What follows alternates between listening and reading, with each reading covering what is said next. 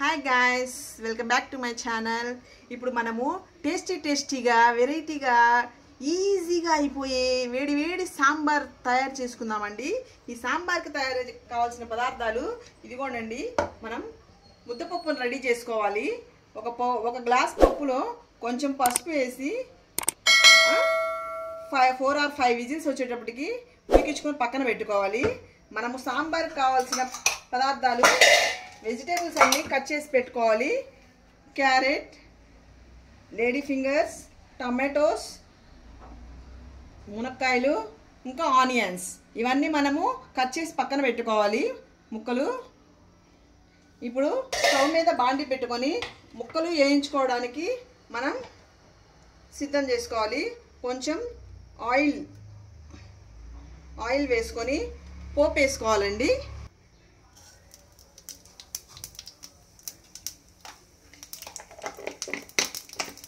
మనం కట్ చేసి పెట్టుకున్న వెజిటేబుల్స్ వేసేసుకోవాలి.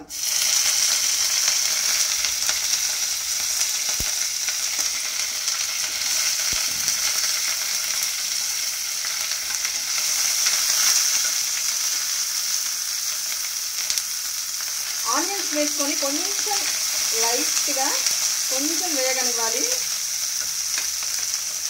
తర్వాత వెజిటేబుల్స్ అన్నీ వేసేసుకోవాలి.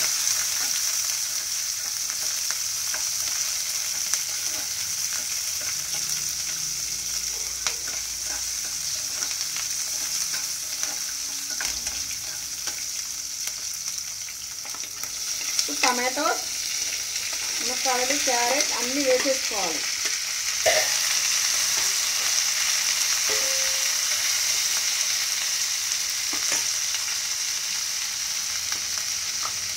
సాల్ట్ వేసేసుకుంటే వెజిటేబుల్స్ అన్నీ తొందరగా ఉడుకుతాయండి. కొంచెం సాల్ట్,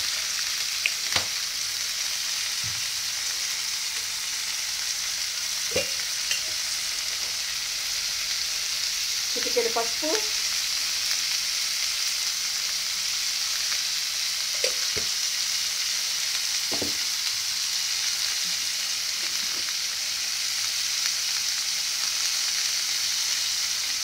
కొంచెం కారం. అంతేనండి, అయిపోయింది. 5 మినిట్స్ వెజిటేబుల్స్ అన్నీ ఉడికించుకోవాలండి. మూత పెట్టేసుకుందాం. ముక్కలు 5 మినిట్స్ ఉడుకుతున్నాయండి. ఇప్పుడు మనం తయారు చేసి పెట్టుకున్న ముద్దపప్పులోకి చింతపండు రసం పోద్దాం. చింతపండు నీళ్లు పోసేసుకొని టైం వేస్ట్ లేకుండా ఇది ఒక పక్కన పొయ్యి మీద ఉడికించుకుందాం. దీంట్లోకి కొంచెం సాంబార్ పౌడర్,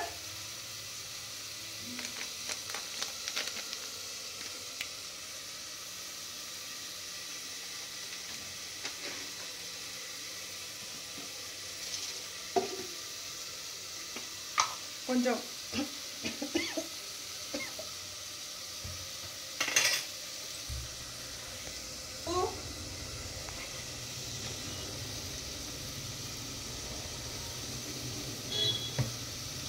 సాంబార్లోకి కొంచెం తీపి తగిలితే బాగుంటుందండి. అందుకని షుగర్ కానీ బెల్లం కానీ వేసుకుంటాము. మేము షుగర్ వేసుకుంటున్నాము.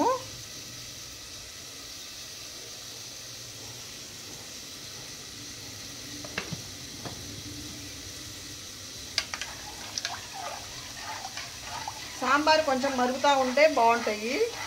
అంతలోకి ఈ ముక్కలు మనకి ఉడుకుతూ ఉంటాయి.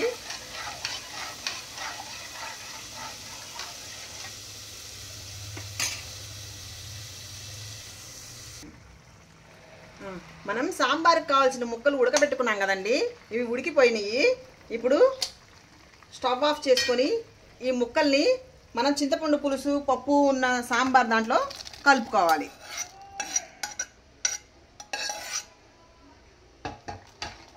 ఇప్పుడు సాంబార్లో మనం అన్నీ వేసేసాం కాబట్టి ఇంకా 5 మినిట్స్ మరగనిస్తే tasty sambar ready. Thanks watching my video and please like and subscribe my video.